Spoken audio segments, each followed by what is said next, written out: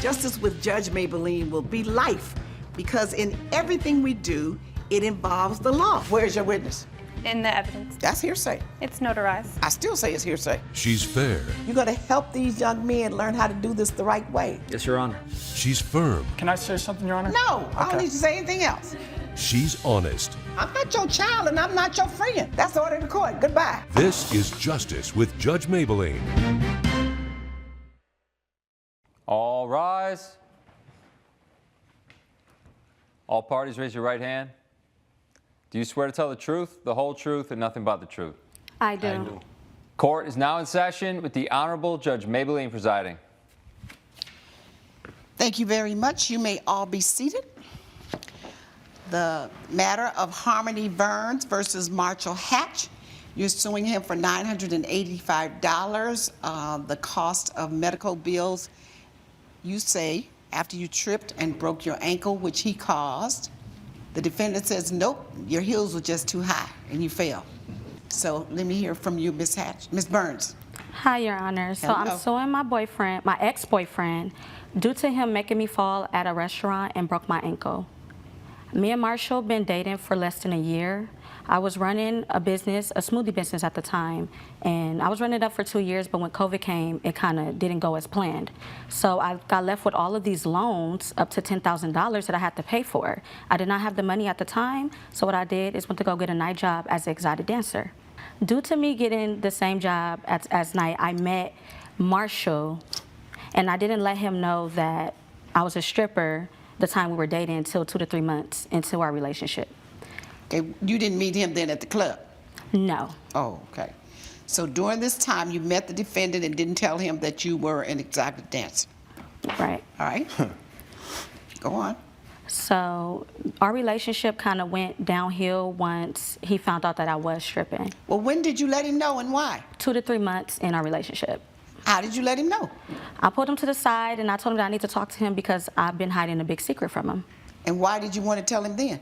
I felt like I just had to come clean. Okay. Because he didn't know He what didn't I know was where doing. you were at night when you left? Not at all. Okay. So once you told him you were an exotic dancer, what did he say? He really didn't have much to say. He kind of stormed off with an attitude, but afterwards, the next day and prior to that, because I spent a lot of time with him at home, it was just a lot of pettiness. It was like insecureness, and then it became to where if I didn't cook or I forgot to clean or I didn't do the laundry, it was always based on because I was shaking my butt for other men.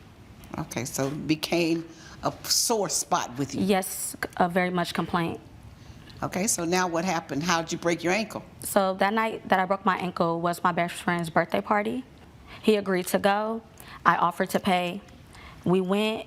It took us a while to get there because I had to drag him just to come because he feels You like... offered to pay. Where'd you go to for a birthday party? We went to Ella's restaurant. Oh, you went to a restaurant. Yes. And it's her birthday party, but you had to pay. Well, I did it because that's my friend. Then what happened? So we get to the restaurant, we're all at the table, we're talking, having fun, eating, and then the waiter comes and hands us the check when we're finished. Once I tip him, he goes and says, nobody wants your stripper money. Oh. Did he offer to pay with his No, he did whatever not. kind of money you have? No, he did not. I have in the past. Okay, but did you offer that night? That night, Yeah. I didn't that night. I think they want her stripper money and any other kind of money. All money's good money. It spends. It pays bills. Yes, it does. So then when he said that, what did you do? I felt embarrassed, and I just looked at him, I brushed it off. I then tipped the waiter, and then the waiter came back to pick up his tip, and I thanked him for his service, and he said, you're a Wow. in front of all my friends. And I felt like it was very disrespectful, and I didn't like it, and I felt very uncomfortable. So then I go to get up, and he grabs me very aggressively. Okay. I was trying to get away from him, and he was holding me very tight, and I freed myself, and I fell, but it wasn't due to my heels. I walk in heels every night. I have on heels right now. I could show you I could walk in heels. These are the heels you had on that night? Yes. Yeah. All right. And you have on something similar to that now? If you can see, yeah. They're high. I can walk up and down. I can walk. Oh, strut, honey. Strut your stuff. She couldn't walk that night. Yeah, because you pulled and grabbed on me. All right, let me hear your side, Mr. Hatch, before I have to throw you out my courtroom. But You're butting in. Your Honor, man, everything was I'm good. not a man, in case you didn't look. My error, my bad. Okay. Your Honor, everything was cool in the beginning when she had, you know, her smoothie business and she was independent, and I love independent women. And you know, but once she revealed that secret to me, that she was secretly stripping and didn't let me know, then that's when, you know, things turned. Why? Coming up on Justice with Judge Mablean. I witnessed that tall, ugly-looking guy called this beautiful woman out. Okay. And then he yanked her, and as she was trying to free herself, her ankle got broken. And later, I went up there, and in his driveway, there was a crate of vinyl, of albums. And as I'm thumbing through these albums, I couldn't believe what I saw. if you'll be in the Los Angeles area and want to bring your case to court, call 1-888-552-6878.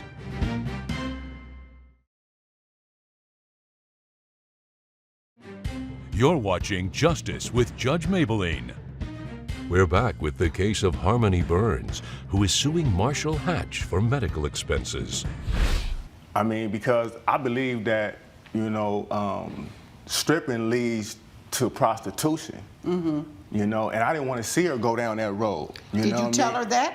I told her that several times. I told her that, you know, and I told her I didn't want the mother of my child to be stripping, you know, and she's a very educated and beautiful woman, and she deserves better, you know. She can do better than that, you know. What kind of work do you do? I do private security, Your Honor. Okay. So private security is not a lot of money. It's not, but you know When you met her, she owned the smoothie shop, right, and you were in private security. right. Smoothie shop closed up, right? Right. She got you some money to pay these bills that you all have acquired. So, did you get a second job?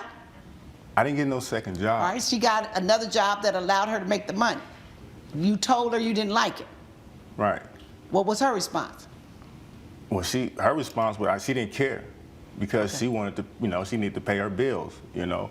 I understood that, but, you know, part of it was insecurity on my behalf too, you know, just because, you know, she in the Because strip. other men looking at your woman. Absolutely.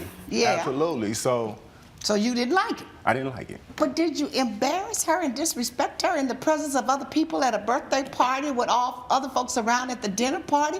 You thought that was nice? Yes, it was appropriate for the time. Why?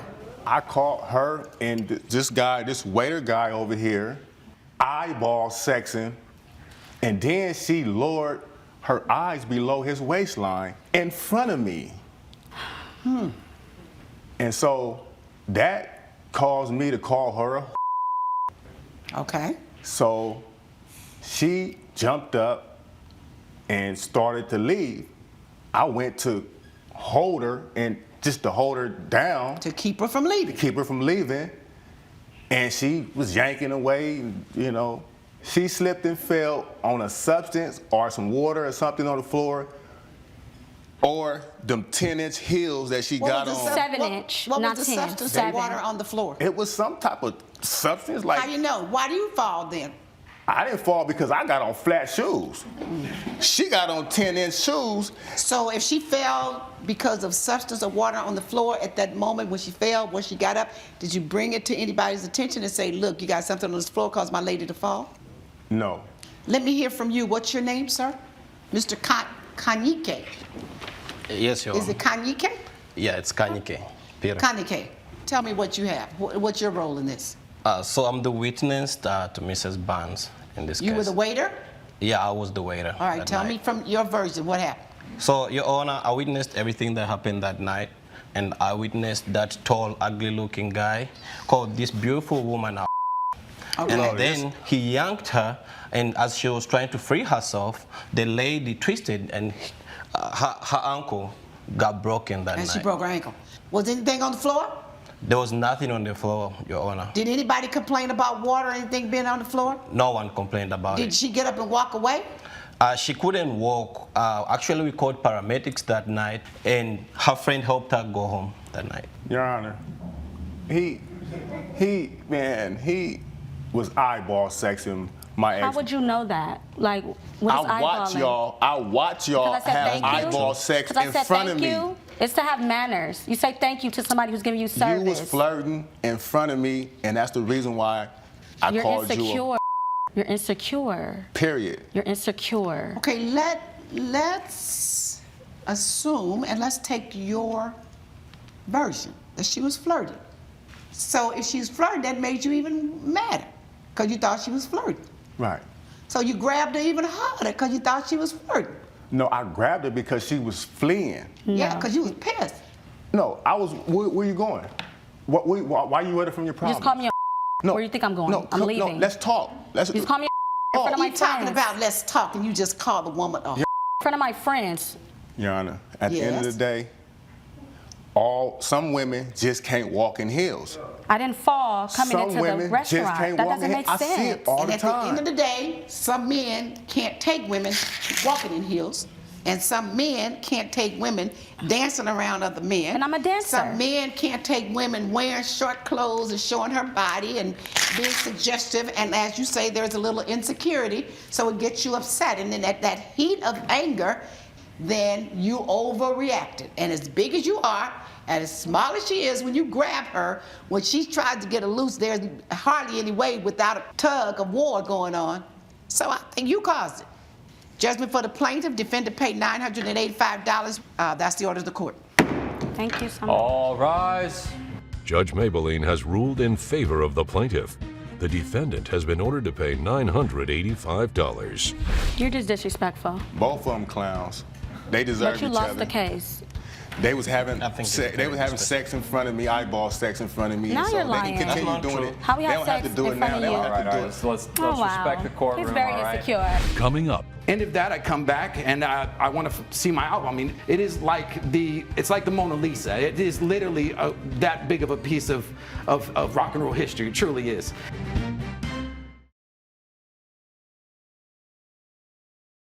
you're watching Justice with Judge Mablean. In the matter of Edward Williams versus Sharon Rogers, Mr. Williams, you're suing her for $500, claiming that she sold a rare rock album. That is correct, ma'am. Without your permission.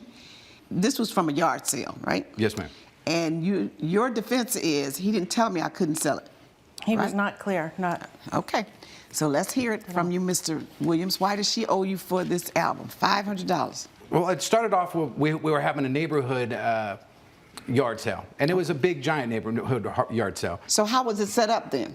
Pretty much everyone had something out in their yard. That's what I'm So, trying to. Okay, yes, so ma'am. everyone put it out. It wasn't one centralized place. No, ma'am. No, everyone Okay. had something in the yard. My next door neighbor here, we decided since both of our kids are grown and we would probably tackle it together, and 4 hands make better than two. We did that. We shared a cash box. We had a list, of all the items, and we kept tally. So at the end of the day, that we could divvy it up. The day was wonderful. What about the prices for the things that you were selling? Did you put prices on anything? No prices on anything, but next to the items, we had written down what we were asking. Okay, but when you had it next to the item, was so the person who was about to purchase could see the price that you were asking No, for? ma'am. They would just basically come up and say, "Hey, how much for this lampshade?" And we would say, "Oh, look it up," and say, "Oh, it's But on this your much." sheet, you had put down a price of what Yes, you would ma'am. like to get for it. Yes, ma'am. All right, go on.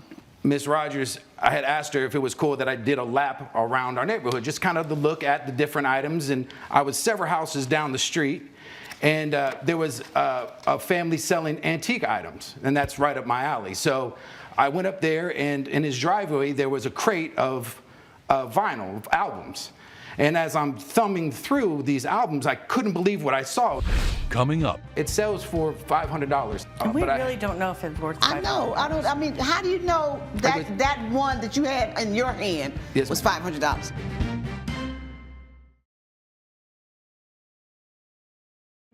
you're watching Justice with Judge Mablean. We're back with the case of Edward Williams, who is suing Sharon Rogers for property loss. It was like the golden ticket in chocolate. It was the Beatles' 1967 copy of Sgt. Pepper's Lonely Hearts Club Band. I was floored when I saw it. I pulled it out of the sleeve. It was in pristine condition. And I asked the gentleman how much he was selling it for. He said $5. So, of course I'm buying this. I mean, it's not one of these new remastered ones now, Your Honor. It's something from '67. I'm looking at it, it's printed '67.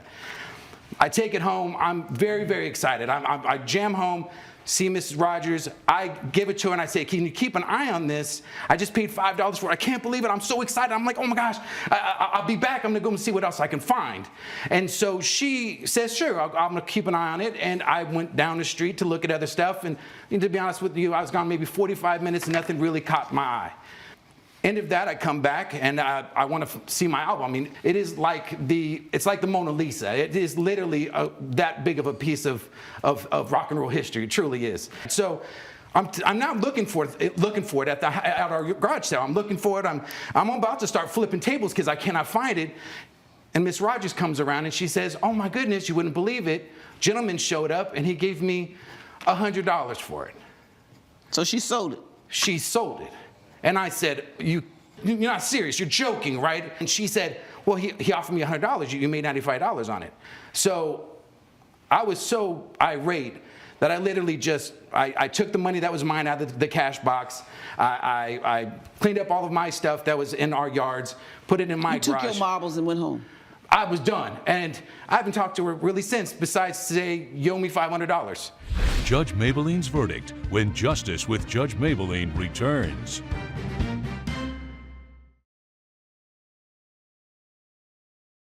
You're watching Justice with Judge Mablean. How does she owe you $500? On eBay, it sells for $500. That exact same album. And we really don't know if it's worth $500. I know. I mean, how do you know that one that you had in your hand was $500? Well, how do you know it wasn't scratched? How do you know you didn't play it? I did not play it, but I really did take a good look at it, and I own over 1,000 albums. I'm a big. So why didn't you put it away? Well, That's I mean, what I was Why did you put it back on the table? why did I gave it to her because I was. Why? I didn't think that she would do that. Everything that we had listed. Here we go. I didn't think she would do that. You had thought, and you knew what you wanted to do with the album. Yes, ma'am. So she didn't have to do any thinking. All you had to do was tell her, don't sell this. Let me say what you didn't think. I didn't think he would mind me selling it. I thought he would be proud of the fact that I sold it for $100 versus $5. I thought that he would be happy. Weren't those your thoughts? Exactly my thoughts. You can't require other people to think for you. You knew what you wanted to do with that. You should have made it clear to her what you wanted to do. Because when you all set up that table that morning, the only thing clear to her was everything on this table, we get the best price we can get for it, we're selling it. And that's what she did. Tell her thank you. I can't do that. Thank you. Tell me thank you. I can't do that. Judgment for the defendant. Judge Mablean has ruled in favor of the defendant. The plaintiff's claim has been denied. I feel that the judge made a very good call. It was a fair ruling. And you should thank me. I'd like for you to thank me now. Of course you would, but I'm not going to.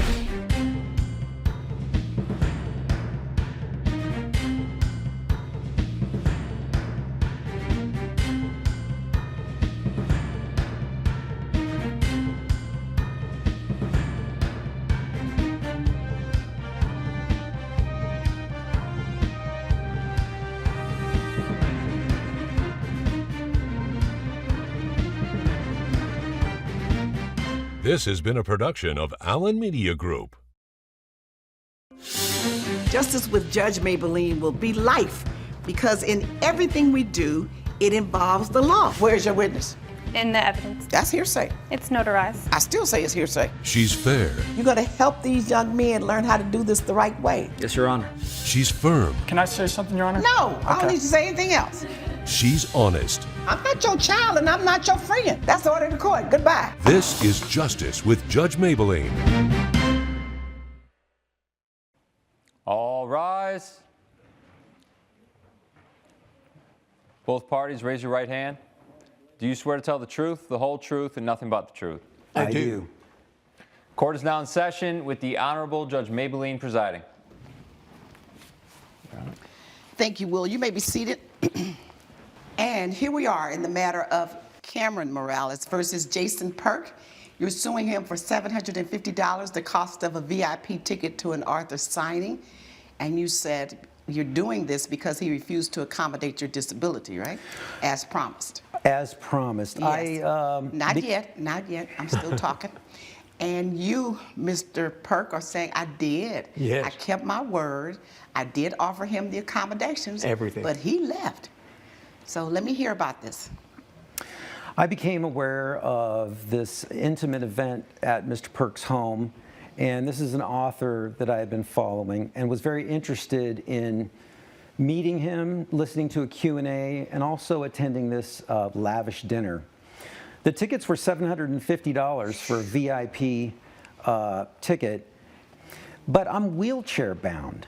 So I emailed Mr. Perk and asked him if he would be able to accommodate my situation. Right. He said he would. He said he would give me more space at the dinner table for my wheelchair, and he said that I would be able to enter on the east side of his home, which is not as steep of an entrance, and that he would come up and escort me down. And he would place someone to valet my vehicle on that side. Okay. I felt comfortable purchasing the ticket, so I did. He suggested in his email that I show up 15 minutes before the event was to start. I did that. I followed his instructions. He had someone there to park my car and help me out. Okay. And I waited 10 to 15 minutes, and Mr. Perk's son came up to escort me down. Well, Mr. Perk's son is very young. He's a child. When his son showed up, I asked him, I said, have you taken anybody in a wheelchair down a steep angle like this? And he said, no. Okay. So I didn't feel comfortable. All right. And I said, can you go down and ask your father to come up as he promised in his email that he would? So he did, and I waited. And I waited and I watched people park in the west side parking lot and make their way down to the event. I was positioned in my wheelchair on the east side for 45 minutes. Wow. I felt abandoned. I started to get cold, and I decided that he wasn't going to show up. So I left. Okay. So now I'm going to talk to Mr. Perk. Mr. Perk, you gave this lavish event. You promised him that he could, you could accommodate him? Yes. I've had Okay, so what happened? many people in wheelchairs have been to the events at my home. I didn't see this to be any different, but if he wanted to establish he needed extra help, I got that. He was comfortable, as he said. I had the valet there to meet him, help him out of his car. All that was covered. Now, I didn't come up immediately. I sent my son up. My son is not a child. How old is your son? My son is 17. He drives. He's a child. He's on a learner's permit. Thank He's a you, Your child. Honor. Okay. I don't know what you call him, but He's a young adult. No, not yet. Adult was when you turn 18. And then you become a young adult after you turn 18 and become an adult. So, but we won't argue. That's semantics. The point is, it was a 17-year-old. He asked if he had any experience. The young man said no. He was inexperienced with pushing persons in a wheelchair. So As am I, Your Honor. So he felt uncomfortable. Okay, go on. The fact that he felt abandoned and uncomfortable, I feel, and I have apologized many times for that. I can imagine what it must feel like to be alone, Right. And unable to get. So why was he up there 45 minutes? You couldn't ask anyone else to go? He wasn't there for 45 minutes. That I'm sorry is mistaken. Your watch needs a little. Okay, wait a minute. early. Wait, hold on a second. Your watch needs an adjustment. Hold on a second. Yes. You knew when he arrived because you sent your son to Yes. go and escort him. You don't know when he left because you didn't know that he had left. Isn't that right? That's correct. So then you don't know how long he was out there. Well, I went up there to find him, to bring him down And because what time was it when you went up there? I believe it You was. believe. Well, it was. Means you don't know. Coming up on Justice with Judge Mablean. I sent his son back down asking him to tell his father. And his father came, he said. 45 minutes You later. you say 45 minutes. He says 20 minutes. 45 minutes Okay, tell me later. who had a watch and who timed it. And later, And she decided, since you don't have anything decorated in the walls, you can use this art as a decoration.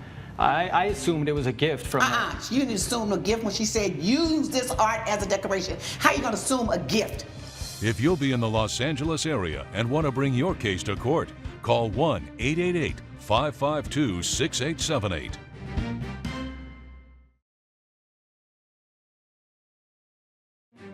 You're watching Justice with Judge Mablean. We're back with the case of Cameron Morales, who is suing Jason Perk for negligence. What time did you get up there? 7:05. And what time did the event begin? Called for 7 o'clock, but by 7:05, nothing had happened. It's over 100 Wait a people. minute. The event began at 7 o'clock. You arrived. You told him to arrive 15 minutes early, so that would be 6:45. Right. And if you went up there at 7:05, that's only 20 minutes. Exactly. But when did your son go? At the appointed time, maybe 10 minutes after the appointed time, so 6:50, 55. And you were there at I don't think 7:05. so. Correct. So within 20 minutes, when he's only arrived 15 minutes early, you're there. Yes. And you're saying he left within 20 minutes. He was gone. I went up. I spoke to as many valets as I could. No, he left. The gentleman left. What time was the Arthur We supposed were to going speak? to have dinner, which would start at 7:30. 7 o'clock was the start, if you will, because you're having drinks and cocktail. Meet the author, make small talk, have dinner at 7:30. At 8:15, 45 minutes later, there was a speaking engagement and then a question and answer and book signing. This went on until after 10. So to leave at 7:05 and consider that, well, you missed the event. I was abandoned. Excuse me, Mr. Morales. Why are you talking to him? Yes, Your Honor. You already told me your point. Why were you so impatient? When you knew that it was dinner first. First it was a meet and greet, social hour, then dinner, and then the author was to speak, and then there was the Q&A. So I wouldn't why? say I was impatient. I think so, for an event that's going to last 2 or 3 hours, for you to leave within the hour Well, because you haven't been picked up. Or It's a why didn't you pick up the phone and call? $750 VIP event.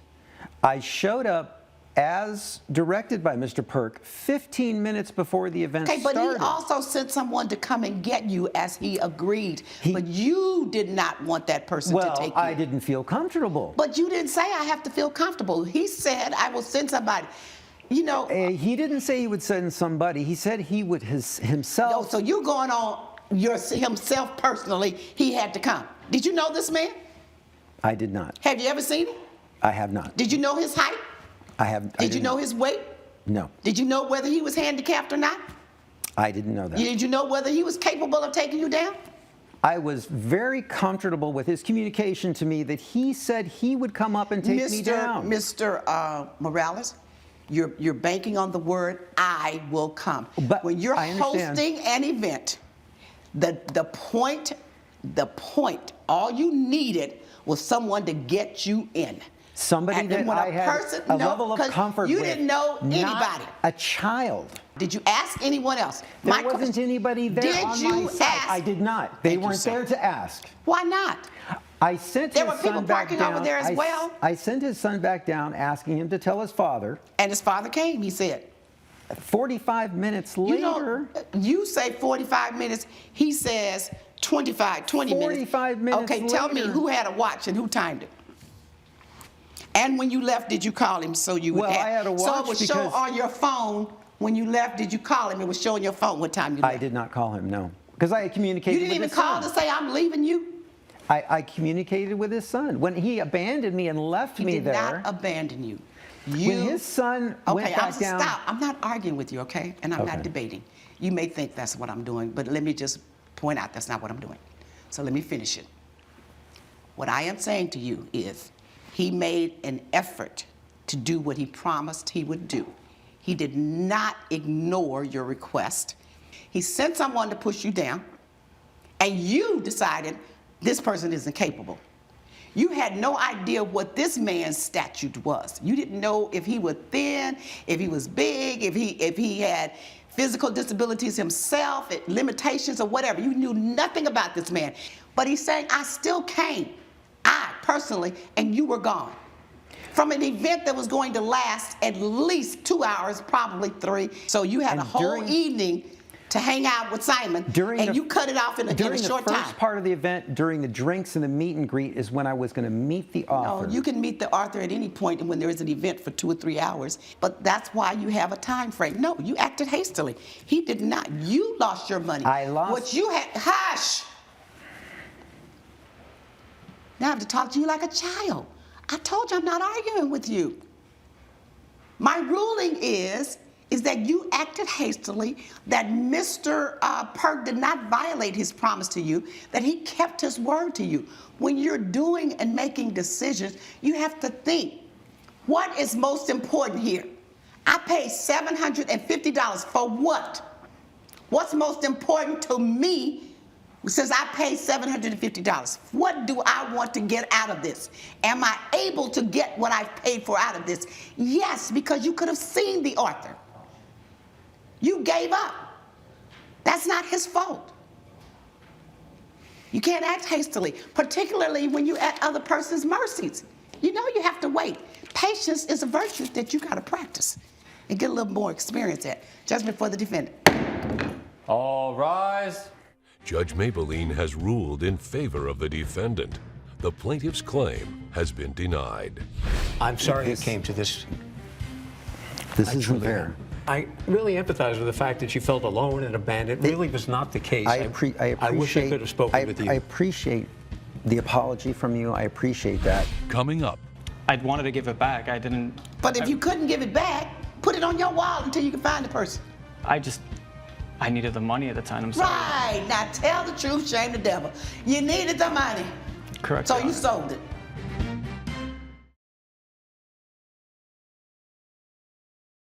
You're watching Justice with Judge Mablean. Court is now in session with the Honorable Judge Mablean presiding. The matter of Sofia Delgado versus Asher Romero. You're suing him for $1,275 for the cost of a piece of artwork. You said it was loaned to him and he sold it. Let me hear your argument. Let me hear your story. So I left my art at his coffee shop. It was very close to my school. It was in Eugene Street. So when it first opened, I would go like there, and that's how I got to know him, got to talk to him. He didn't have any pieces of art in his wall. He loved art. I am an artist. I was like, I can leave here this art in your coffee shop for as long as you want. So it was a loan to him, not a gift? Yes, it was a loan. To hang up in his coffee shop? To hang up in his coffee shop, and in return, I get exposure. All right, so what happened? How did it end up in his possession? So what ended up happening is I went to school overseas, so that was like 4 months, but he reached out to an email that was not my current email. Well, I came back, his shop was closed, and my art was gone, and I emailed him from my right email, and... Oh, so then you emailed him, and what did you find out? That he sold the painting. And that's the $1,275? Yes. Tell me about it, Mr. Romero. Yes, Your Honor. Like Sophia said, 5 years ago was when I met her, and I first opened my shop. She was a regular there. She would come in once a month. You know, we'd talk about art. I found out she was an art student, and she presented to me the artwork that we're speaking of. And she decided, you know, since you don't have anything decorated in the walls, you can use this art as a decoration. I assumed it was a gift from her. You didn't assume a gift when she said, use this art as a decoration. How are you going to assume a gift? Coming up. So you're going to tell me she said, use it, and then turn around and said, I thought she was giving it. That's a lie. You didn't think that. Because you didn't have to think that, because she told you exactly what she said. Use it. Right. Well, she loaned me her art after a while, and then unfortunately the rent skyrocketed, and I was unable to afford to keep the cafe open.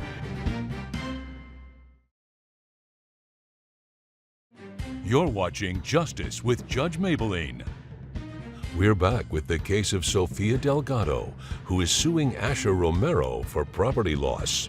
So you're going to tell me she said, use it, and then turn around and said, I thought she was giving it. That's a lie. You didn't think that. Because you didn't have to think that, because she told you exactly what she said. Use it. Right. Well, she loaned me her art after a while, and then unfortunately the rent skyrocketed, and I was unable to afford to keep the cafe open. Now, I reached out to her a few times with her email that she provided. I have evidence, if I may provide the evidence, Your Honor. She said you had the wrong email address and she didn't update you. Of course, yes, she did. But she also went to the University of Oregon and she was a student there, and you knew about that. So did you reach out to the university? I did not. Try to reach her that way? I did not at the time. I had my hands full with my cafe closed and my family had to help me out with all that. It was, honestly, that's like the last thing I was able to do. Okay, so you couldn't find her, so why did you sell it as opposed to just keeping it at your home? Well, because of the financial issues with my shop, I had to move back home with my parents, and everything in the shop, I had to move out. I didn't have room, or I couldn't afford storage space. That's why I need storage for a piece of art if you're moving to somewhere, just put it on the wall. Well, I wanted to give it back. I didn't. But if you couldn't give it back, put it on your wall until you can find the person. I needed the money at the time. I'm sorry. Right. Now tell the truth, shame the devil. You needed the money. Correct. So Your you Honor. sold it. Yes. Good answer. All right? Good answer. Now, the question is, was the property abandoned? How long were you gone or out of reach when your property was left at his place of business? 4 months. How much did you get for it? $900. So where does the $1,275 come in? Well, the cannabis shop owner, they framed it and spent $375 on the new frame. Judge Mablean's verdict when Justice with Judge Mablean returns.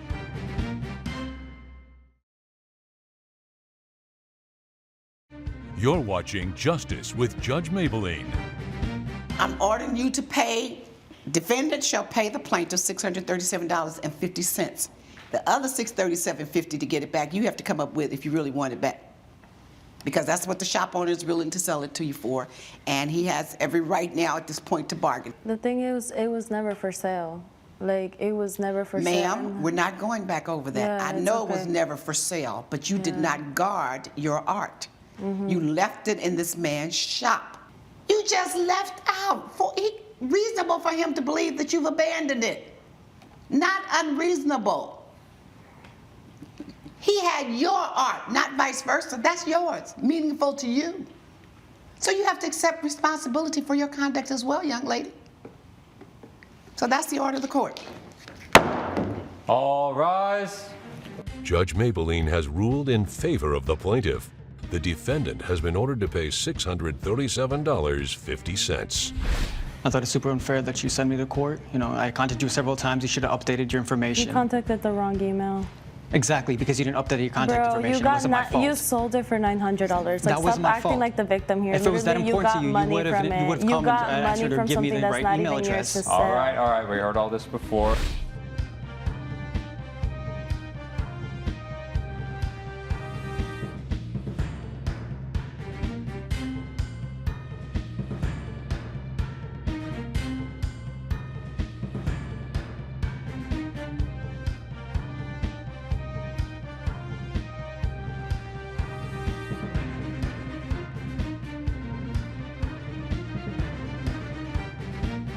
This has been a production of Allen Media Group. Justice with Judge Mablean will be life because in everything we do, it involves the law. Where's your witness? In the evidence. That's hearsay. It's notarized. I still say it's hearsay. She's fair. You're going to help these young men learn how to do this the right way. Yes, Your Honor. She's firm. Can I say something, Your Honor? No, I don't need to say anything else. She's honest. I'm not your child and I'm not your friend. That's the order of the court. Goodbye. This is Justice with Judge Mablean. All rise. All parties, raise your right hand. Do you swear to tell the truth, the whole truth, and nothing but the truth? I do. Court is now in session with the Honorable Judge Mablean presiding. Thank you. You may be seated. Well, this is an interesting case. What's this? Brothers? Triplets? Yes, Your Honor. All right. Carlo, Calvin, and Christian Garcia. You are suing Mr. Joseph Grieve. Yes, You're ma'am. probably grieving with 3 of them over there, right? You're grieving a little bit up. Joseph Grieve, you're suing him for $8,500. He's countersuing the 3 of you for $10,000. This is going to be interesting. So, let me see. Now, I've never had triplets in my courtroom before. One of you has to start. Each of you has something to tell me about the case, right? Yes, Your Honor. All right. So I want, who's going to start? I will be starting, Your Honor. And what's your name? Carlo Garcia, Your Honor. You're Carlo, all right. So Calvin and Christian, would you take a seat, please, until I call you up? Yes. All right. Thank you. All right, start, Mr. Carlo. Your Honor, we're here suing Joseph for $8,500 for breach of contract. In our contract, it said that Joseph has to pay us $2,000 for 2 weeks of filming work. And $2,000 each? Yes, $2,000 each for 2 weeks of filming, and we did not get paid 1 cent. Wow, did you film? Yes, 2 days. It was cut short, and he fired us, Your Honor. They couldn't act, Your Honor. Okay, I'm going to allow you to tell me why you fired them. I'm going to allow you to give me your side, but it's only going to be when I ask you. All Yes, right? Your Honor. Do not interrupt me. So you filmed for 2 days, and then you were We got fired. dismissed. You got fired. The film shut down. Yes. Okay. Calvin will be talking about the details on how we met Joseph and our journey and how we got here. Yeah, that'll be a good start. So step back, Carlo, and let Mr. Calvin come forward. Good morning, Your Honor. Good morning. We first met Mr. Joseph at a networking event. There, he found we vibed very well. All of us, we got along very well. He loved our personalities, and that's when he asked us if he can write a film starring the 3 of us. Mm-hmm. It was an action film, and it was called Triple Threat. And this film involved a lot of physical demand. And prior to this film, we were inspiring action. This was our first shot it's the first time we were gonna be on a set, first time we were gonna be filming, and this was our first big break. Okay, but he said it was going to be an action film. Correct, Your Honor. So was this karate or Thai or anything like that? Karate and combat specifically, Karate and Your Honor. combat. Yes, Okay. prior to this filming, we didn't have any sort of training. Therefore, we invested $2,500 for the 3 of us for 3 months of private karate lessons in order to fully prepare for these roles that we were going to be shooting for Mr. Joseph. So you invested $2,500 each? Yes, for 3 months of private karate lessons. All right, so you could be ready for the film? Yes, correct. We wanted to be fully prepared and ready, and which we were. We felt ready and prepared on the day we were going to shoot.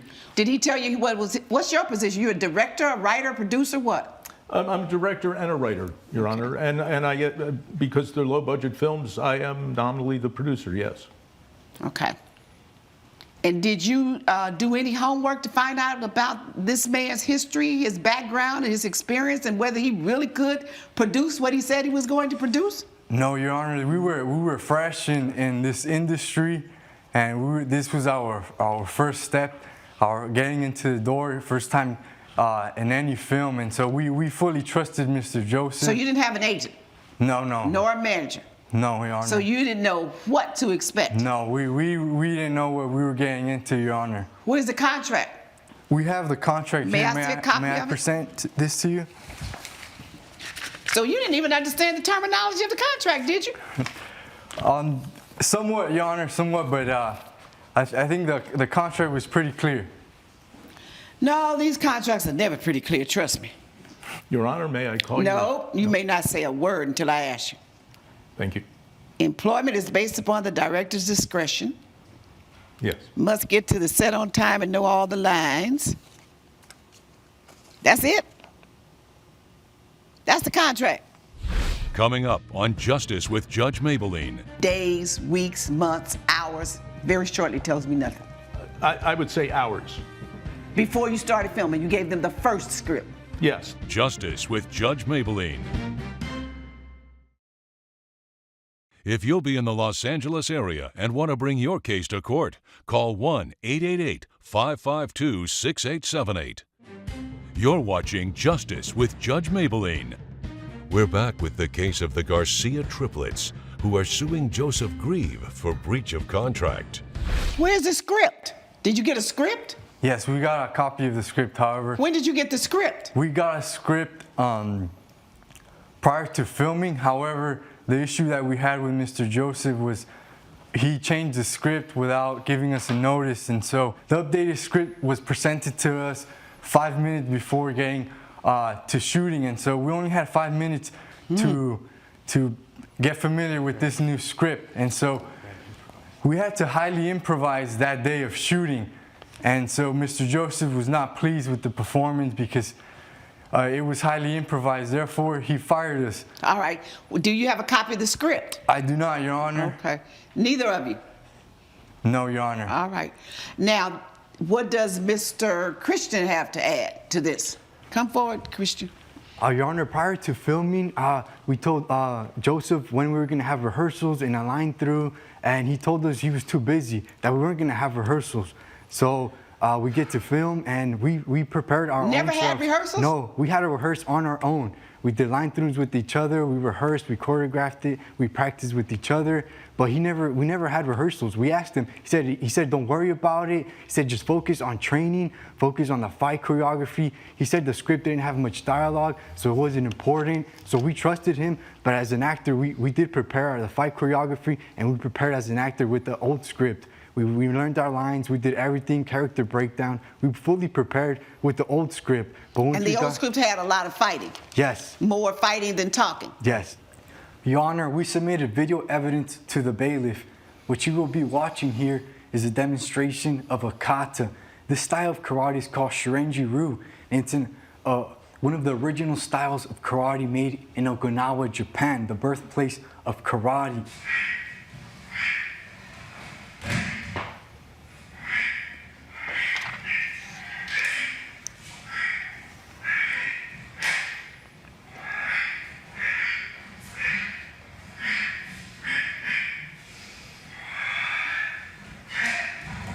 All right. We prepared in karate, and we were very excited because it was our first time on set. But when we got on set, we felt humiliated because Joseph would yell at us that we were doing our job wrong. But we prepared for the first script, not the second. He did not give us a warning about, or his production company did not give us a warning about, and we worked hard for it. As you can see, we worked really hard for this. Okay. Well, let me hear from Mr. Grieve, because this contract he has here doesn't say much of anything.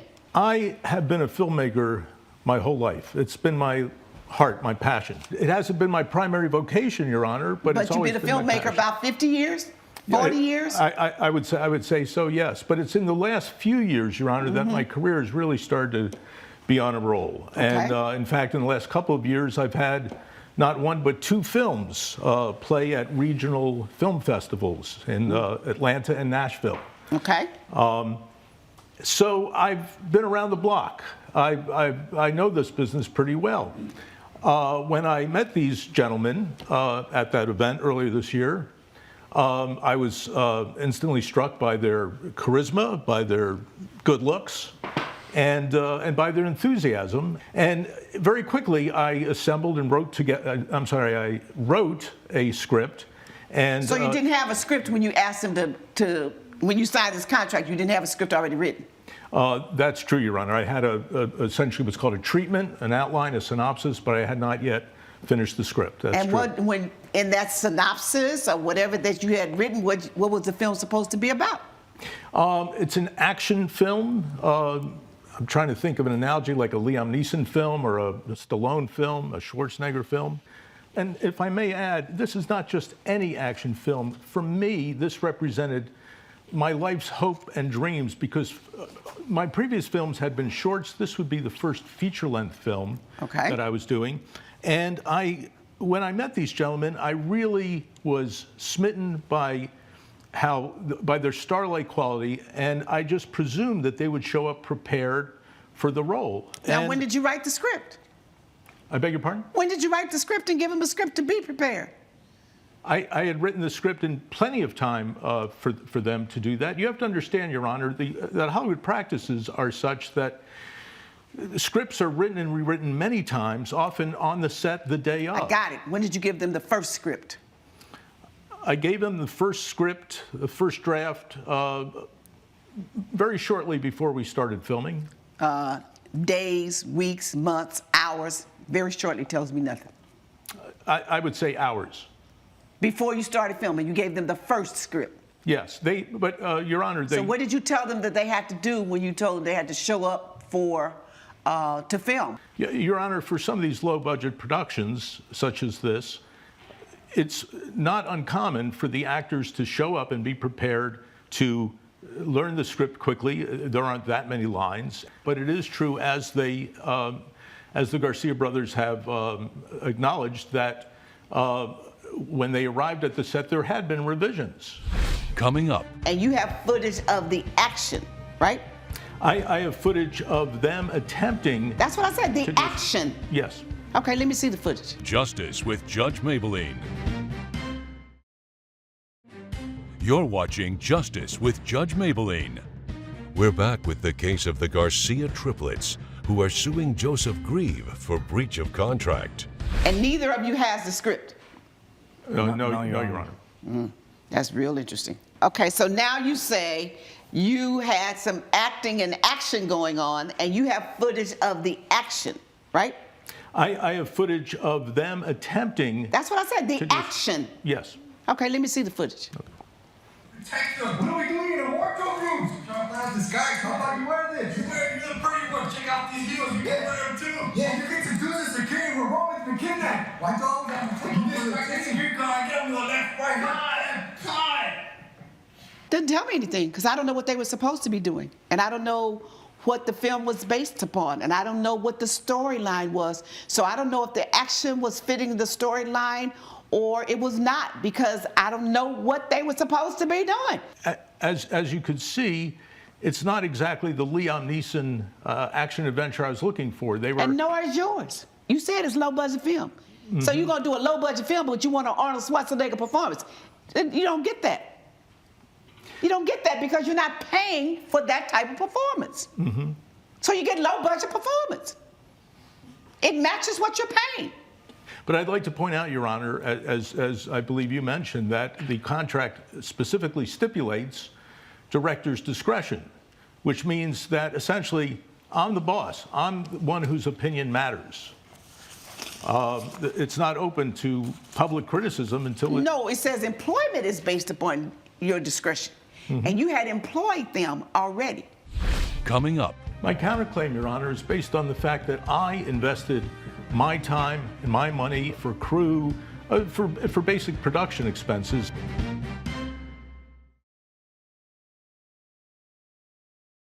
You're watching Justice with Judge Mablean.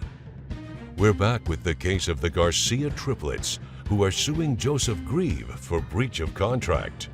They showed up. They took classes to get ready for action because you told them it was more action than talking. They presented themselves for action.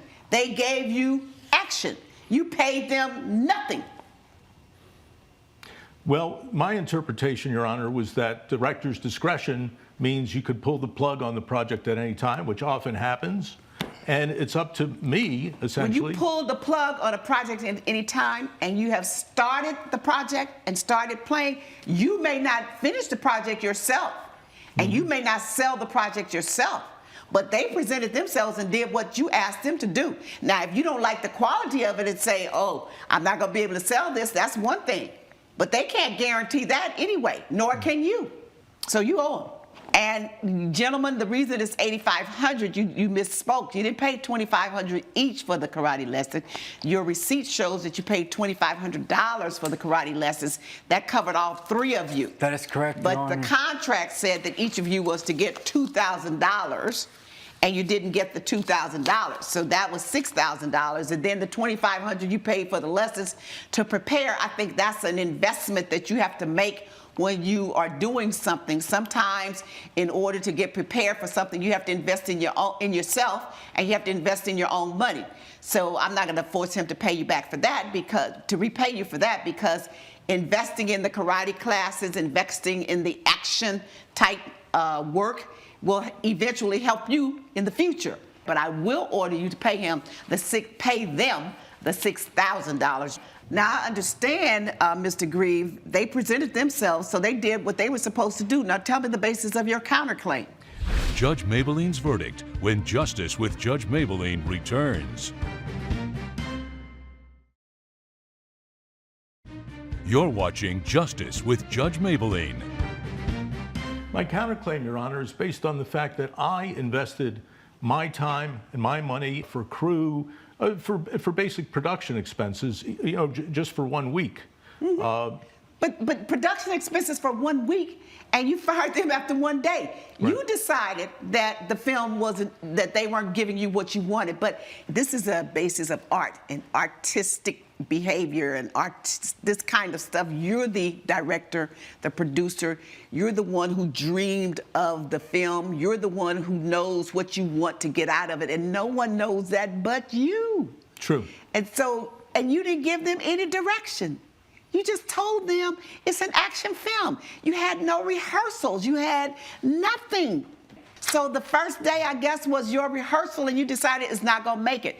But again, just like I told them about investing their $2,500, you had to invest your money in renting a studio, in paying for production, and advertising costs. That's the cost of doing business. So judgment for the plaintiffs is the amount of the $6,000. The $2,500 is your investment in your future, and I'm going to deny the counterclaim for $10,000. Judge Mablean has ruled in favor of the co-plaintiffs. The defendant has been ordered to pay $6,000. We look forward to working with him again sometime in the future. Well, thank you, gentlemen. I wish you well. Onward and upward for me.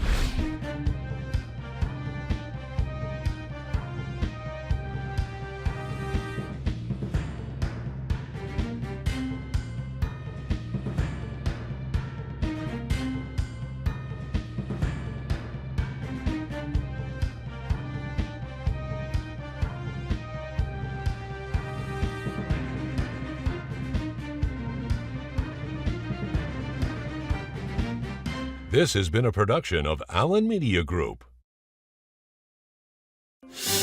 Justice with Judge Mablean will be life, because in everything we do, it involves the law. Where's your witness?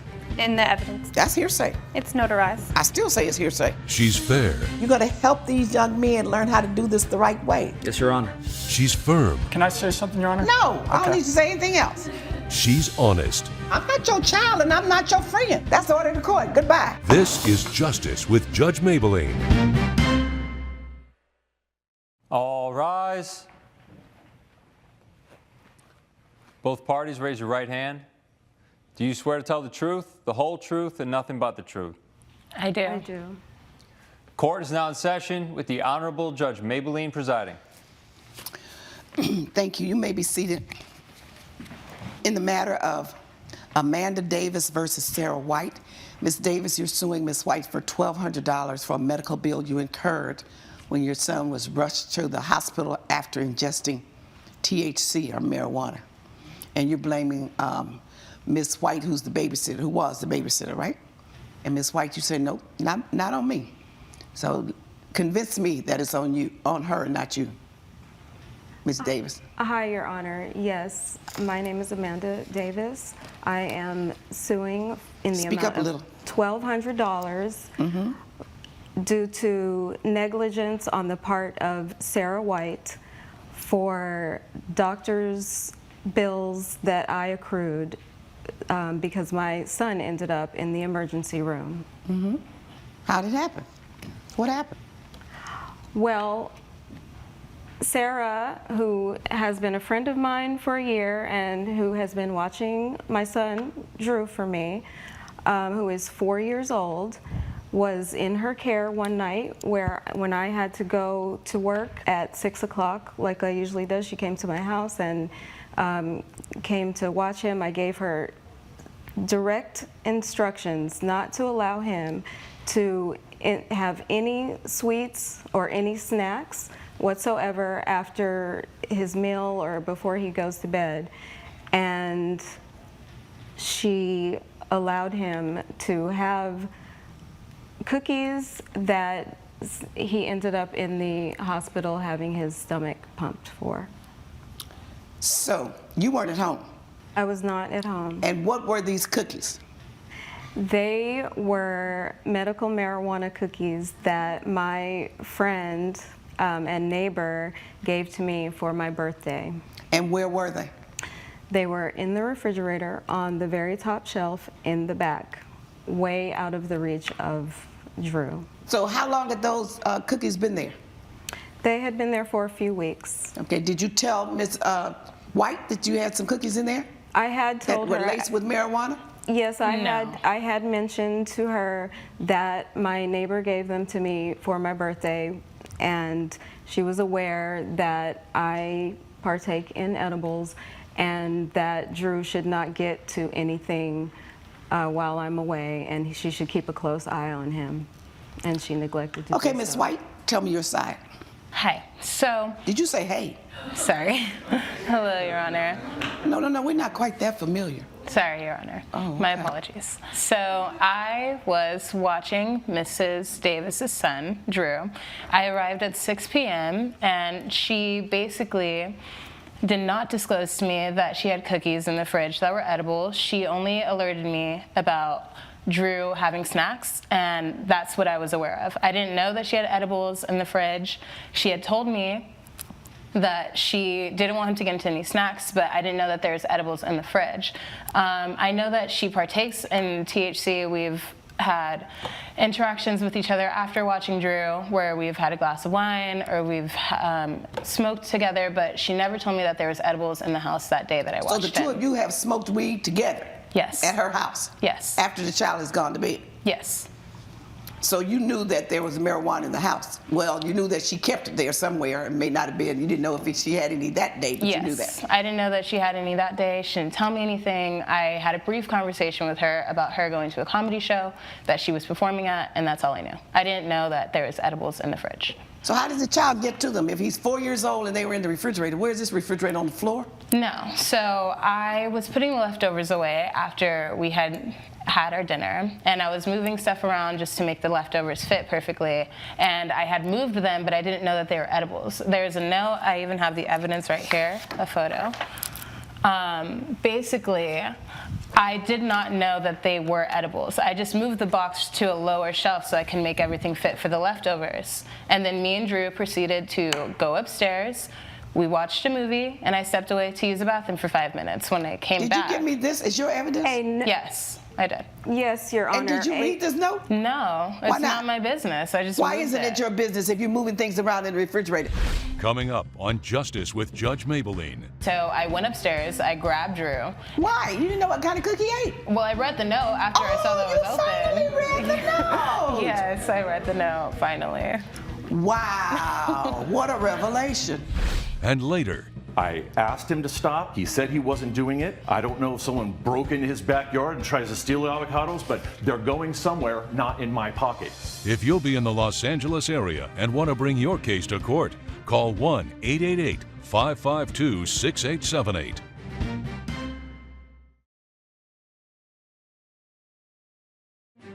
You're watching Justice with Judge Mablean. We're back with the case of Amanda Davis, who is suing Sarah White for medical expenses. You're there with the child at that time of night. You're in charge and you're in control. You're in the refrigerator. You're moving things around. And there's a big a post-it note in blue on top of a container, and you have a 4-year-old in the house and you didn't bother to read what the note said, and you're moving stuff around? Why didn't you read it? I didn't read it because I didn't think that it actually had to do with something like that. I didn't think that it was edibles. I didn't think it was anything like that. I don't know what it was, but how old are you? 21. Okay, so when somebody puts a note on food, is this typical that note is on top of food containers? Unless they're saying something about the container? Mm-hmm. So, and you didn't bother to read it knowing that you got a 4-year-old in the house? Yes, Your Honor. And she didn't want you to have any sugar. And she didn't want you to have any sweets. So you at least needed to know whether this container contains sweets or sugar or snacks that she didn't want him to have. And you put it on the bottom shelf, right? Yes. Reachable to him. Mm-hmm. So it was really incumbent upon you to read this note to make sure that you weren't putting something down there at the bottom that he could get when she didn't want him to have that. If it was just a cookie. That was negligent on your part. I feel like she should have told me that they were edibles. I agree with you wholeheartedly. According to her testimony, she did. But she didn't. I have mentioned to her. What does mention mean? I made her aware that I was given cookies, and she didn't know whether they were still there or not, and so. And you didn't know, you didn't tell her where they were, and you didn't tell her they were in the refrigerator. So if you mentioned that your neighbor or your friend had given you cookies that had THC, marijuana, why couldn't you tell her where they were? You're passing out all these other instructions to her. Why couldn't you tell her where they were and say, make sure he doesn't get those? That's correct. So you didn't say that either. When someone's keeping a child and someone's at your house in the refrigerator, you don't know what they're going to do in the refrigerator. You were negligent too. Very negligent. More negligent than she. That is true, Your Honor. Because it's your duty. You're the mother. It was in your house. You knew he was a 4-year-old that liked sweets, and like most 4-year-olds. And he probably had seen this container thinking it's just cookies, and he wanted a cookie. And she was supposed to not let him get to Okay, so how did it happen that he got to it? So we were upstairs watching a movie. I stepped away to use the bathroom for a few minutes, and when I came back, Drew had chocolate on his face. And I had asked him, I was like, what did you get into? What have you been eating? He denied everything, said he didn't eat What do you mean anything. he denied? He didn't tell you what he had been eating? He was just like, I didn't eat anything. You know 4-year-olds, they're like, I didn't eat anything. He definitely ate something. He got with his hands, the proverbial got caught with his hands in the cookie jar. Exactly. And so I put him to bed, and I went downstairs to grab a glass of water, and when I went downstairs, I saw what he got into. I instantly freaked out. I was blowing her up. Wait a minute, what did you see then? I saw the edible container. How did you know it was the edible container then? Well, I didn't know that it was edibles, but I'm saying the edible container, now that we know it's edibles, was open. And there was a cookie misplaced and eaten. And so I went upstairs, I grabbed Drew. Why? You didn't know what kind of cookie he ate? Well, I read the note after I saw that it was open. You finally read the note! Yes, I read the note, finally. Wow, what a revelation. Yeah. Well, I'm glad you read the note finally. Yes. So then you grabbed him? I grabbed him. I put him in the car, rushed to the ER, called poison control. Why didn't you call 911? I just didn't think of that. I just thought the quickest thing would be driving him to the ER. How's the quickest thing you driving him to ER when you guys stop at signal lights? And the emergency vehicle doesn't? Right. You sound like a zip dang fool to walk into my courtroom asking her to pay you for the medical bill for your child because you're lucky, you're blessed that it was just a medical bill and not a funeral bill. Because there have been numbers of cases across the nation over and over and over of children ingesting edible foods, cookies, candies, cakes, and all that stuff, and dying because there's too much THC inside. There was a recent case in Pennsylvania, and the parents got prison time. And it was a 4-year-old. To bring her into court talking about it's her fault, when she took the precaution that she took, and fortunately your child is alive, it's your fault. This was on you. It was on both of you, really. But you're the parent, and you had knowledge of what was in here. And if you don't accept responsibility, you'll do the same thing again. You'll bring some other type of edible into the house and put it somewhere where it can be found. You should take your edibles and hide them and under lock and key just like it's a gun. I actually do not keep them in the house anymore. That's what you should do to this stuff. You should treat it like it's a gun and put it under lock and key. I agree. Yes, it's legal, but it doesn't say that people don't die from it because you're allowed to eat it and to ingest it and to enjoy it. I agree. You have a 4-year-old child in the house. Yes. You have to be more than extra careful. Get out of my courtroom. Judgment for the defendant. Judge Mablean has ruled in favor of the defendant. The plaintiff's claim has been denied. Sometimes when you have kids, you shouldn't leave drugs unattended or unannounced in your house. Next time you have children in your care, you should make sure to be careful with what you let them get a hold of. Coming up. Okay, so he's accusing me of stealing avocados, basically calling me a thief. In actuality, it's his tree that's over on my property dropping avocados everywhere, and I have to deal with this.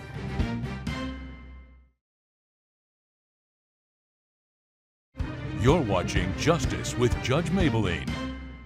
In the matter of Nick Fairway versus Avid Curtin, Mr. Fairway is suing you for $350, saying you're picking fruit from his tree. Well, he says stealing. And you say, nope, it's on my side. Let me hear from you. I have about an acre in Fallbrook, California, and I have a very large avocado tree. I've been farming there for about 10 years. It's the house I grew up in. When Mr. Curtin moved in about 18 months ago, I started noticing that a couple of avocados were missing. And then it was like a couple more, and I kept noticing that it's all along our property line. The rest of the tree is perfectly fine, but all of a sudden, I'm noticing just a little bit at a time. And now it got to the point where pretty much a third, almost half of my tree is now barren. No, be quiet. Because someone's taking the avocados. I went over and I discussed it with Mr. Curtin, and he complained that my tree is going over his yard and it's making a mess in his, and I was like, well, I'm willing to take care of it if you just wait until harvest time. And he didn't want to hear anything I had to say, and he made it seem like this was going to be something that's growing into a problem, and now we're here. And why are we here? I sell my avocados at the local farmers market. I got about 5 farmers markets I go to through the week. And when someone's taking a third of my harvest, it makes it hard for that money. It makes it hard for that money to get into my pocket. And so I asked him to stop. He said he wasn't doing it. I don't know if someone broke into his backyard and tries to steal the avocados, but they're going somewhere, not in my pocket. So I thought that this was the most effective way to get what I think he's taken from me, which is $350 roughly. I estimated, because my tree generally does between 300 and 500 avocados. I sell the avocados for $3 a piece. Okay. And so estimating that he took about 100 at $3 a piece is about 300. When I did the research to find out what I could do to keep my avocado tree from getting onto his property, the arborist gave me an estimate of $350. And so those kind of synced up in my mind with what I should be owed. Coming up. Yeah, I pick them down when I see they're about to fall, because if I don't pick them up and they end up in my yard, they attract rodents.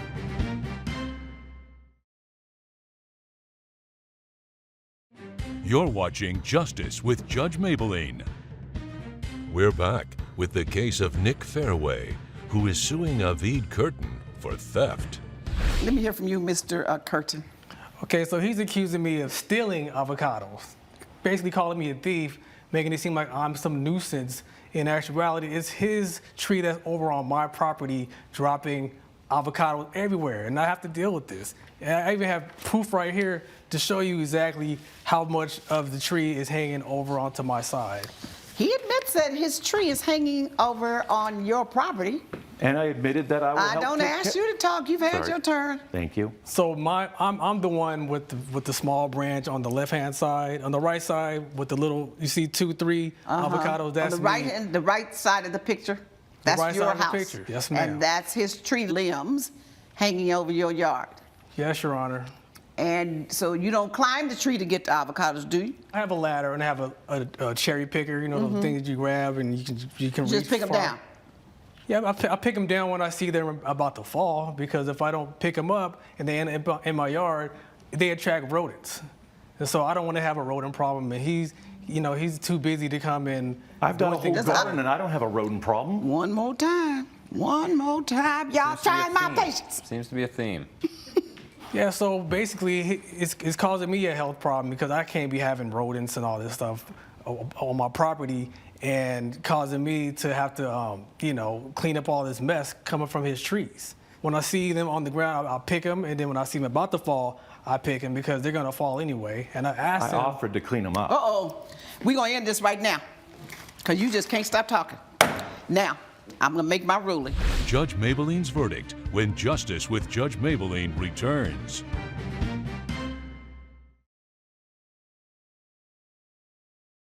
You're watching Justice with Judge Mablean.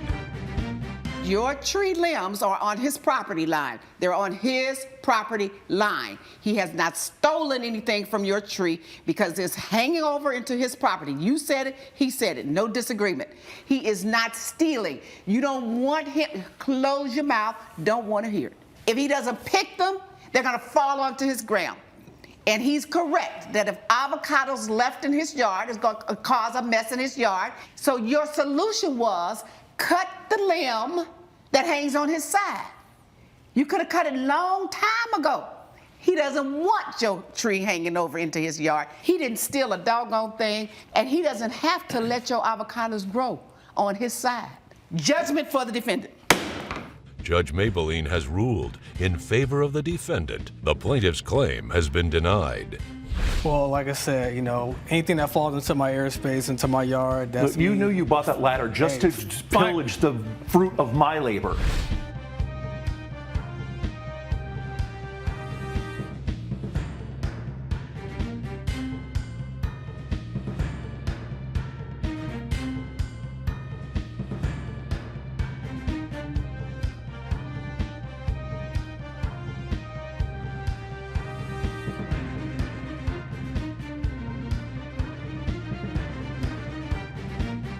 This has been a production of Allen Media Group. Justice with Judge Mablean will be life because in everything we do, it involves the law. Where's your witness? In the evidence. That's hearsay. It's notarized. I still say it's hearsay. She's fair. You're going to help these young men learn how to do this the right way. Yes, Your Honor. She's firm. Can I say something, Your Honor? No, I don't need to say anything else. She's honest. I'm not your child and I'm not your friend. That's the order of the court. Goodbye. This is Justice with Judge Mablean. All rise. Both parties, raise your right hand. Do you swear to tell the truth, the whole truth, and nothing but the truth? I do. I do. Court is now in session with the Honorable Judge Mablean presiding. Thank you very much. You may be seated. In the matter of Andre Ramirez versus Mariah Garcia, you are suing her for $411. You say she defamed you and you want the cost of a concert ticket that you paid to take her out. Is that right? Yes, that is correct, ma'am. Okay, and you said, nope, I don't owe him anything. I was just telling the truth. That's right. Just to clarify, the concert ticket wasn't to take me out. Oh, it wasn't for you? No. Okay. So, but you paid for a concert ticket? I did indeed, For ma'am. somebody? Yes, I did. And you want her to pay you back for it? Yes, she's the reason why my date left. Oh, you got stood up. Oh, no, she left. She left. She was already there. Oh, okay, so tell me what happened. Well, let's start at the beginning. I met her. I seen her around. Who's her?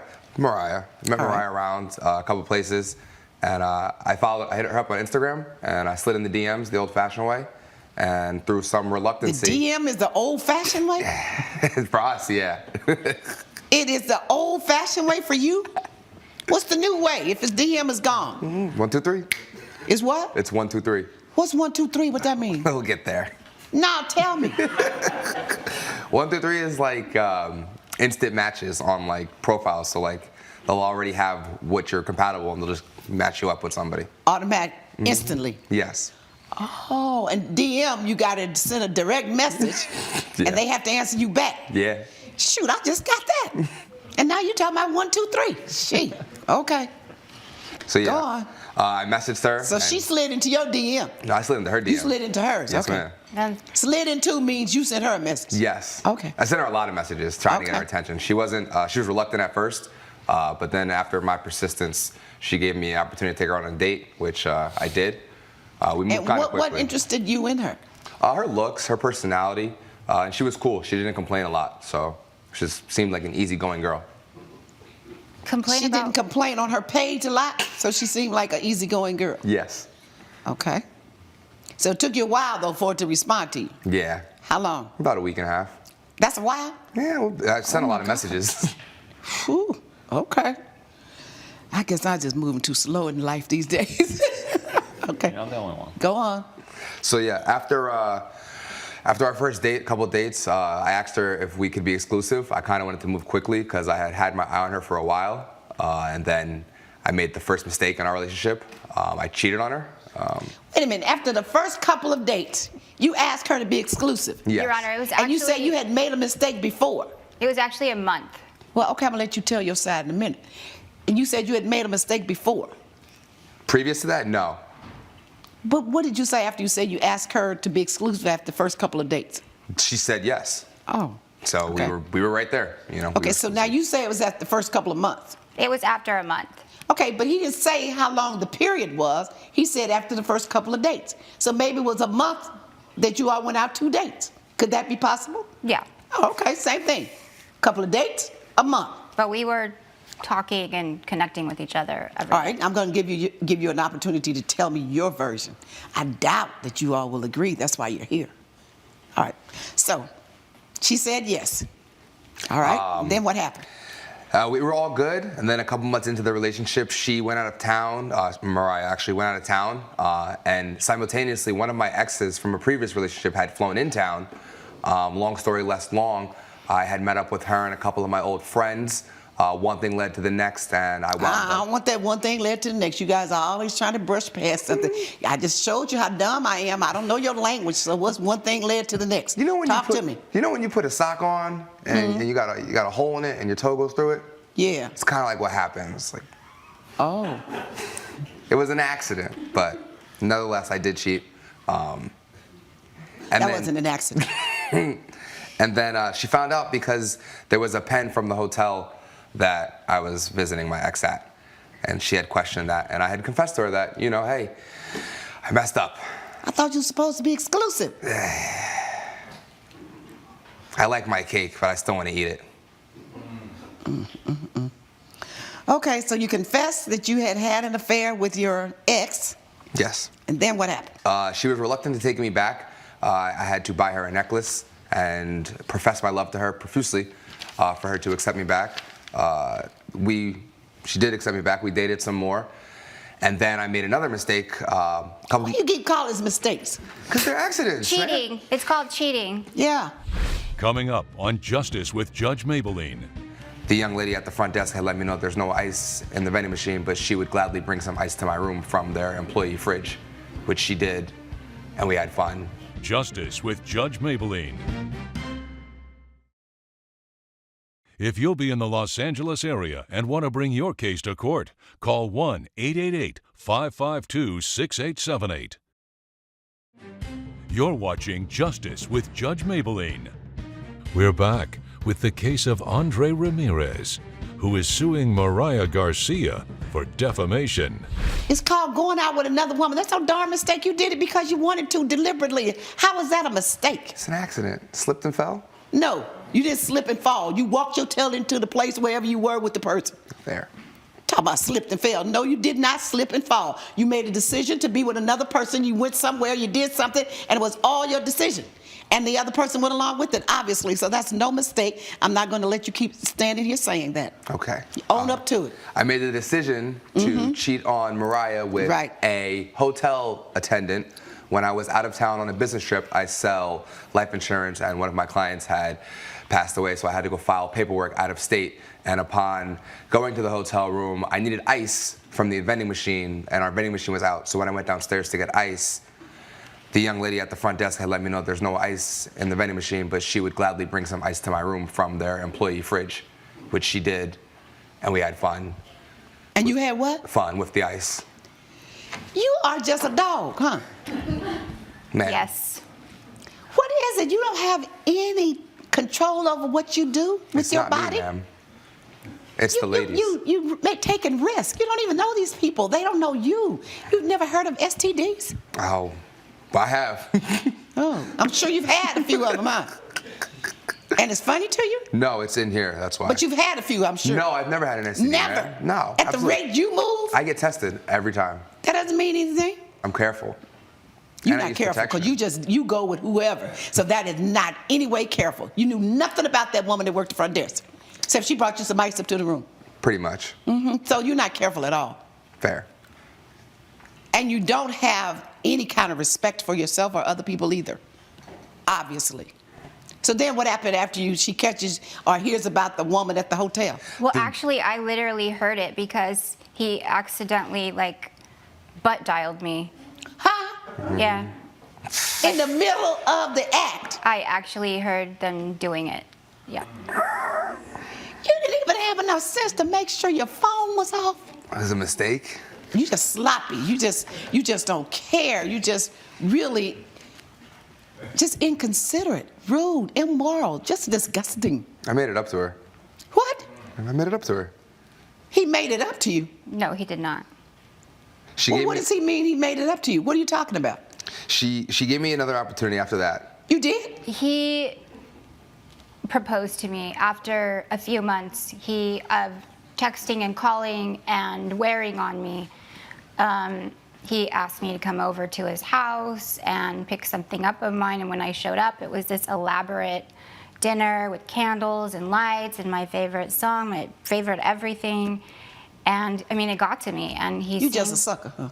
I am a sucker. For romanticism. I am totally a sucker for romance, and you didn't think about what was in your best interest. He's shown you who he is. I know. Look deep before you leap, and you didn't even have to look that deep. My book says look deep. Check out the person. What are they about? Check out their character. You didn't have to look too far. He showed you over and over and over and over, and you just didn't want to believe it. I didn't.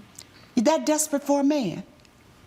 Not that you would put yourself in that position to say, you know what? I'm worthless. Treat me any way you want to treat me. I'll take you back. I'll have you. Just do me any kind of way. Walk on me. I'm a rug. Step on me. That's what you're saying. I totally realize that it looks that way. That's what you're saying. That's the message you're sending. I had a Walk soft on me, spot. step on me, treat me any way you want. I'll let you do it. I'll have you. I'm just that desperate. That's the message you sent. I don't like myself. I'm not worthy. I deserve this. This is who I am. This man, come on.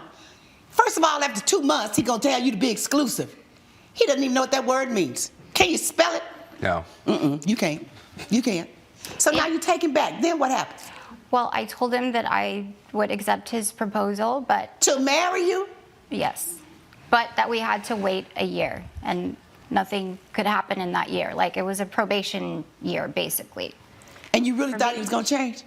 I did. And why? I mean, well, he seemed sincere. When a person shows you who they are, believe it. Yeah. I did change, Your Honor. No, you didn't. Okay.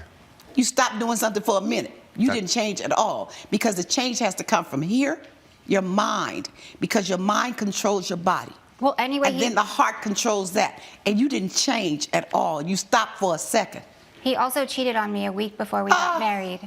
So he No, he changed, remember? He didn't change. I already know that. It was a bachelor party. I was drunk. And I don't recall the situation at all, but I woke up next to a stripper, so I assumed the worst. I didn't want to ruin the year that we had doing so good, so I hid it from her. We continued with the marriage. She had no idea about that situation before the marriage, a week before.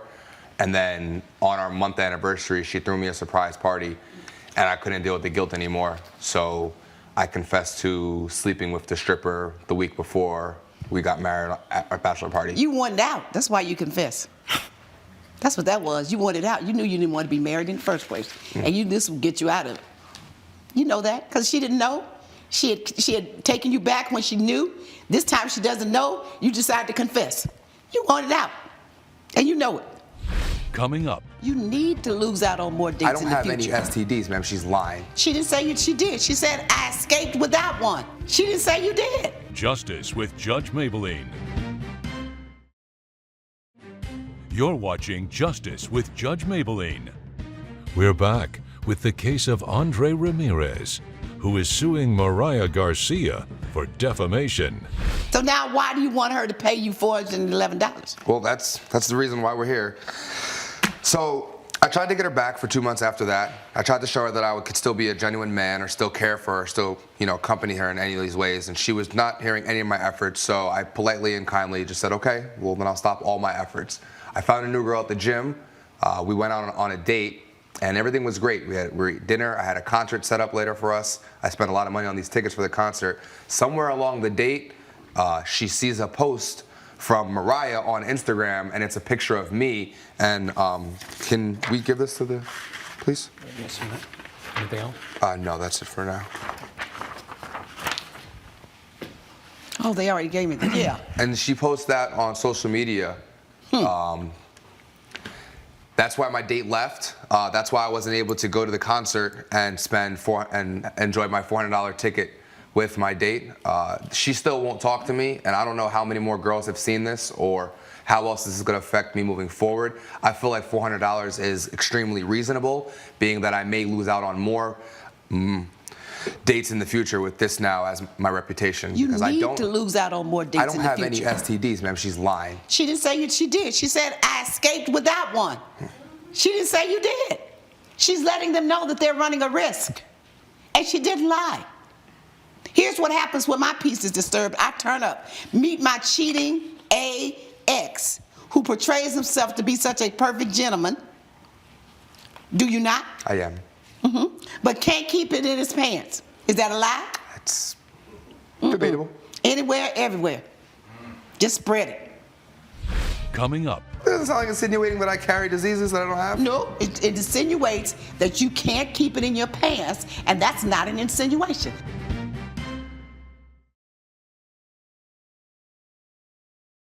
You're watching Justice with Judge Mablean.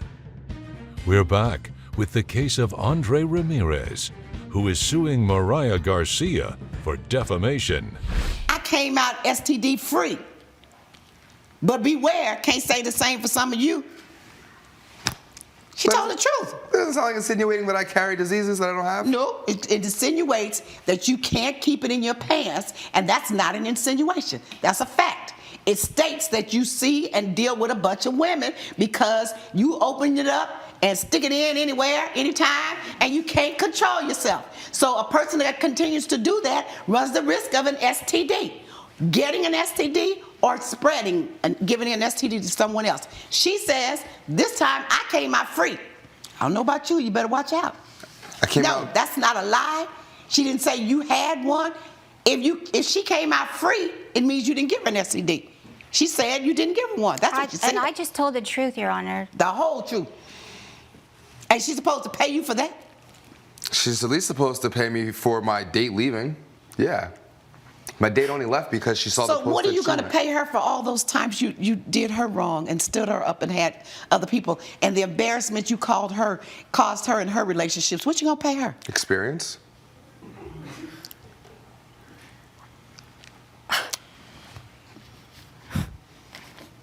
You serious about this, huh? As a heart attack.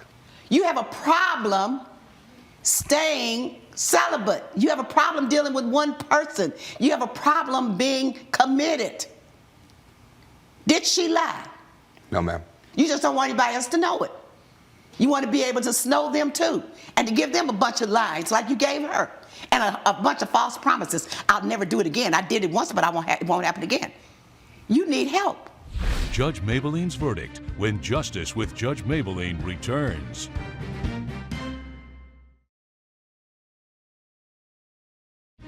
You're watching Justice with Judge Mablean. I wouldn't dare give you $411. I would give you a penny because she only told the truth. You have more to offer than sex, do you not? Yes, Your Honor. Then act like it. Act like it. Love yourself enough to do the right thing. You need to swear off sex for the next 2 years just so you know that you're better than that and that you have more to offer. Somebody come at you for sex, you ought to scream like they're trying to kill you. If they ask you for it, if they offer themselves to you, you ought to just act crazy. Ah! You should just go cuckoo.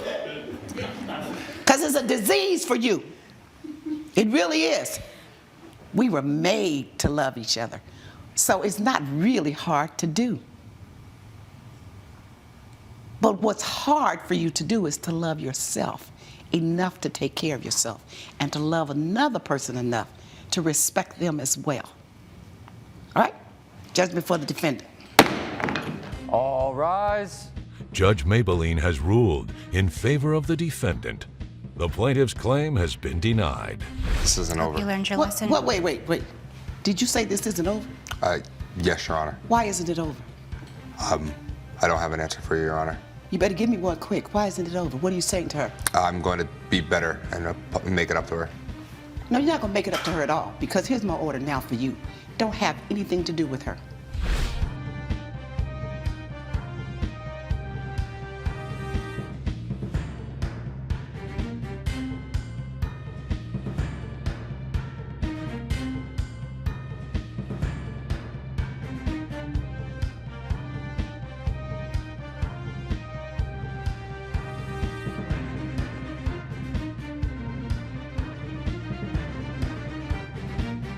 This has been a production of Allen Media Group.